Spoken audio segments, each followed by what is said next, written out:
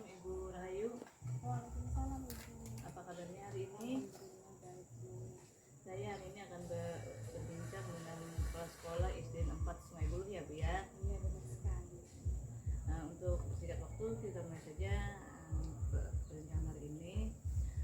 Saya akan bertanya Bu kepada Ibu, selama ini bagaimana Ibu dapat mengidentifikasi kasus-kasus yang merupakan dilema etika atau dugaan moral?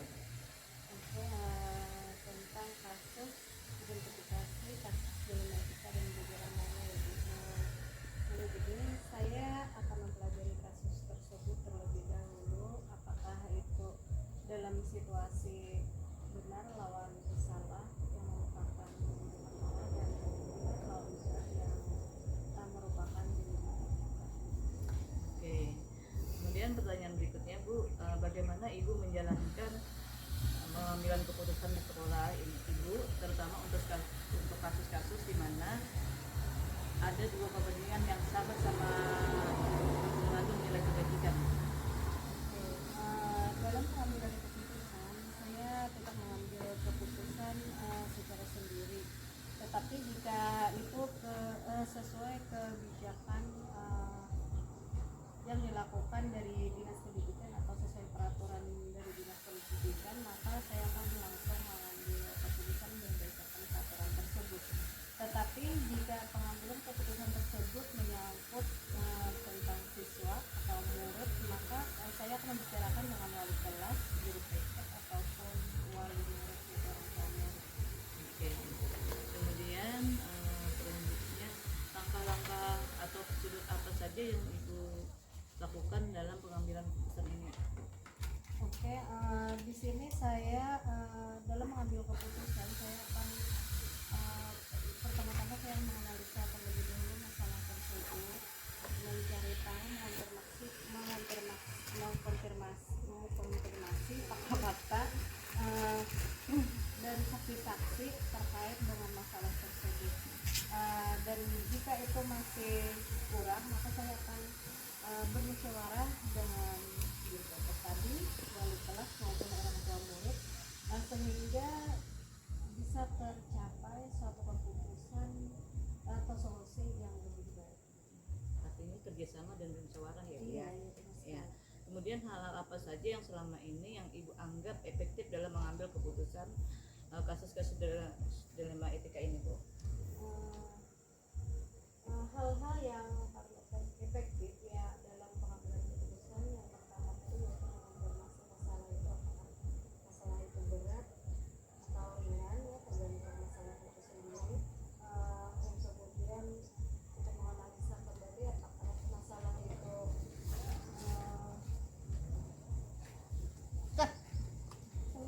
atau belum, langsung diulun aja. Oke.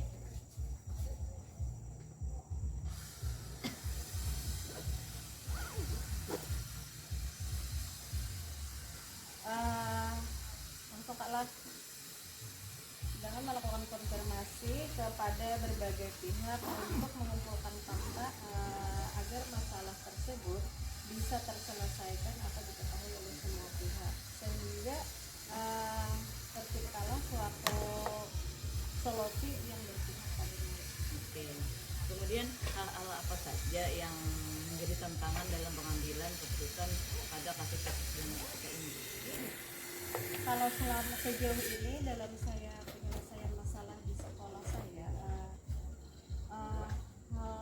tantangan yang paling signifikan adalah mengenai perbedaan pendapat antara orang tua murid dengan peraturan sekolah. Misal tadi pada saat anak merokok di sekolah, jadi di sekolah tidak memperbolehkan siswa untuk merokok, sedangkan di rumah orang tua tidak ada istilahnya masih diperbolehkan untuk merokok. Itu menjadi momok dilema etika yang sangat bagi sekolah. Kemudian pertanyaan berikutnya, apakah Ibu dalam menentukan jadwal itu untuk menyelesaikan kasus dilema ini memiliki jadwal? Kemudian apakah Ibu menyelesaikan permasalahan tersebut di tempat atau prosedur apa yang Ibu ambil, Ibu jalankan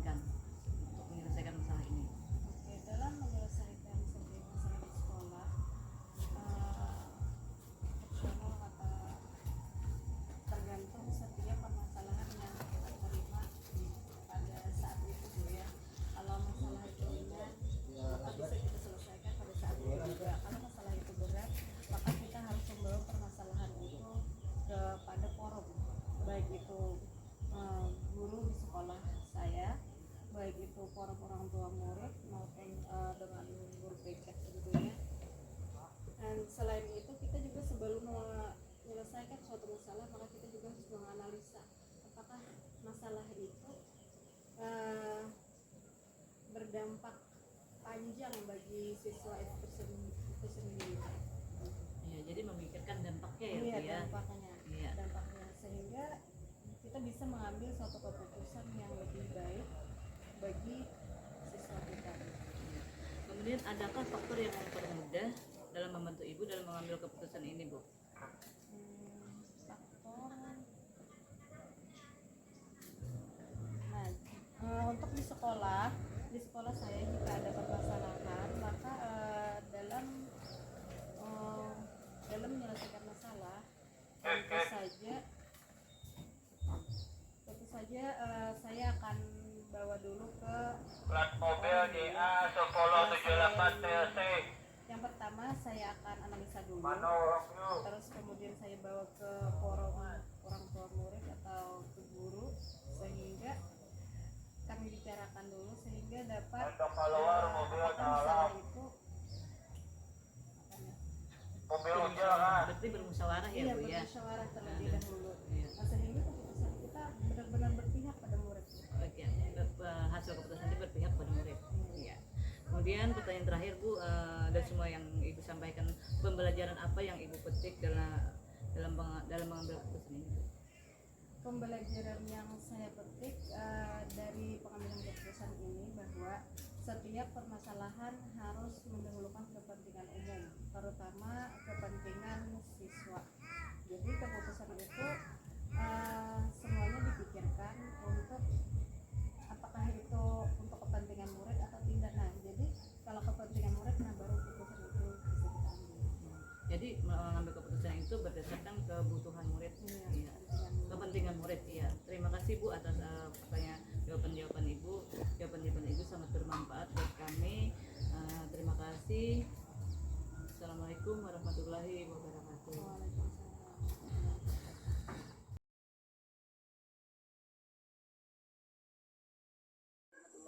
Bu Fatimah. Waalaikumsalam warahmatullahi wabarakatuh. Apa kabar hari ini? Alhamdulillah baik, sehat. Saya minta waktu kepada Ibu untuk wawancara hari ini, bisakah? Iya bisa Ibu, kebetulan lagi santai nih, lagi temannya. Oke, baik. Begini, Bu, setiap kepala sekolah itu pasti ada permasalahan. Ibu sebagai kepala sekolah, saya ingin mengetahui bagaimana cara menyelesaikan pertanyaan pertama. Selama ini bagaimana Ibu dapat mengidentifikasi kasus-kasus yang ada di sekolah Ibu yang merupakan diterima atau bukan moral? Selama ini Bu ya, untuk permasalahan yang terjadi di sekolah itu baik ada kasus di lingkungan ataupun bukan moral. Nah, dari kedua kasus seperti itu, kalau di lima etika itu adalah ketika kita dihadapkan pada dua situasi yang mana kedua situasi tersebut secara moral bernilai benar tetapi saling bertentangan. Nah, sedangkan kalau bukan moral kita dihadapkan dua situasi yang seharusnya kita harus mengambil keputusan yang mana yang benar itu benar dan yang salah itu salah. Kemudian pertanyaan selanjutnya, bagaimana cara Ibu menjalankan dalam mengambilkan keputusan sekolah Ibu, terutama untuk kasus-kasus di mana ada kepentingan yang sama-sama mengandung nilai kebajikan? Iya, kalau kasusnya sama-sama benar ya. Nah, selama ini dalam pengambilan keputusan yang mana dua kepentingan itu sama-sama benar, maka pengambilan keputusan itu didasarkan pada rasa kepedulian, rasa peduli, kemudian rasa kasih sayang, dan juga saya akan memikirkan dampaknya. Dampak itu apakah dampak jangka pendek maupun dampak yang terjadi pada jangka panjangnya. Ya, seperti itu. Kemudian pertanyaan berikutnya, langkah-langkah apa atau prosedur seperti apa yang Ibu lakukan selama ini? Untuk langkah-langkah atau prosedur yang saya lakukan adalah dengan menganalisis terlebih dahulu kasus tersebut, melihat apakah apa saja yang terlibat, kemudian nilai-nilai apa saja yang bertentangan di dalam kasus tersebut, serta faktor yang mendukung ataupun yang melawan. Dalam artian ini uji benar salahnya dari kasus tersebut. Seperti itu. Ya, oke. Kemudian pertanyaan berikutnya, hal-hal apa saja yang selama ini Ibu anggap efektif dalam mengambil keputusan pada kasus-kasus dilema etika ini? Baik, untuk hal-hal yang pengambilan yang secara efektif ya Bu ya, ini yang pertama adalah saya mengenali terlebih dahulu nilai-nilai yang saling bertentangan di dalam situasi tersebut, kemudian menentukan siapa saja yang terlibat dalam situasi itu. Setelah itu saya akan menentukan fakta-fakta yang relevan pada situasi tersebut untuk kemudian melakukan pengujian benar atau salah, melakukan sesuai dengan paradigma benar lawan salah. Kemudian apa yang menjadi tantangan Ibu dalam mengambil keputusan kasus-kasus dilema etika ini? Yang menjadi tantangan Ibu ya, biasanya dalam pengambil keputusan itu tentunya ada kata hati. Nah, nanti setelah itu pertimbangkan segala dampak apabila saya mengambil keputusan ini, apa dampaknya. Nah, kemudian dampak itu akan terjadi ataukah timbul. Saya kemudian memikirkan, saya membaca dulu kasus itu, kemudian untuk kedepannya apakah kasus ini diselesaikannya ataupun penyelesaian ini memberikan manfaat ataukah keputusan ini akan membawa kerugian. Nah, setelah itu memikirkan kembali secara matang,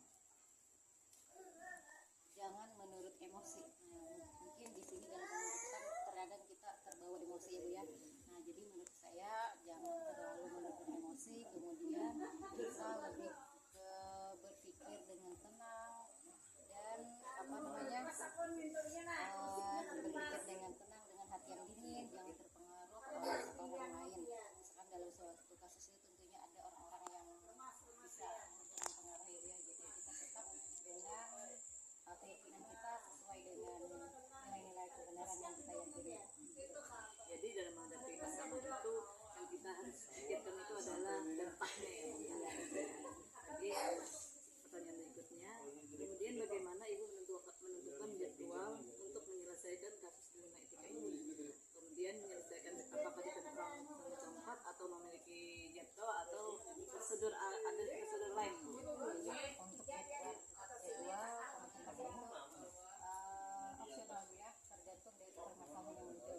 Ketika permasalahan itu penting, kita berbeda pula dengan jika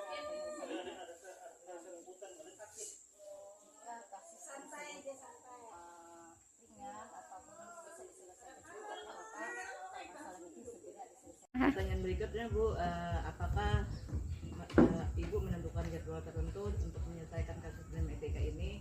Kemudian apakah langsung di tempat atau jadwal sendiri atau prosedur apa yang dijalankan selama ini?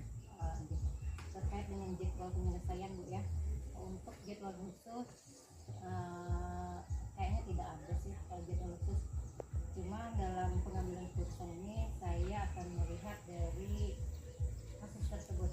Seandainya kasus itu ringan ataupun bisa diselesaikan di tempat itu, maka secepatnya saya akan menyelesaikan kasus itu di tempat itu tersebut. Tetapi jika kasusnya agak ribet, agak berat, maka memerlukan tentunya waktu dalam penyelesaian masalah. Kenapa? Karena dalam suatu keputusan itu kita harus mempertimbangkan apakah keputusan itu akan bermanfaat, apakah keputusan itu akan merugikan salah satu pihak. Nah, jadi tergantung dari kasusnya sendiri. Jadi tergantung kasusnya ya Bu ya. Ya, pertanyaan berikutnya, adakah faktor yang termudah dalam membantu Ibu untuk mengambil keputusan dalam kasus dilema etika ini Bu?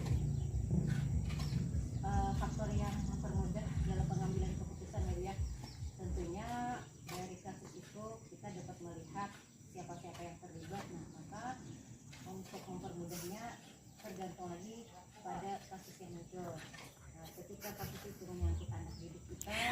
pertama saya akan minta bantuan untuk mempermudah penyelesaiannya adalah wali kelasnya terlebih dahulu. Nah, selain itu bisa saja dengan melibatkan orang tua ataupun pihak-pihak lain yang dapat mempermudah ataupun mempermudah dalam pemecahan masalah, sehingga apapun keputusan yang diambil itu dapat berpihak kepada murid. Intinya berpihak kepada murid segala sesuatu itu ya Bu ya. Ya, pertanyaan berikutnya, dari semua yang telah disampaikan, pembelajaran apa yang dapat Ibu petik dari pengalaman dalam pengambilan keputusan ini Bu? Iya, terkait dengan pelajaran apa yang bisa kita ambil dari kasus-kasus yang telah terjadi, maka pengambilan keputusan yang dilakukan adalah yang pertama, kita dapat mempertimbangkan sesuai dengan 4 paradigma dan proses berpikir. Nah, selanjutnya dalam proses berpikir ini akan melihat langkah-langkah yang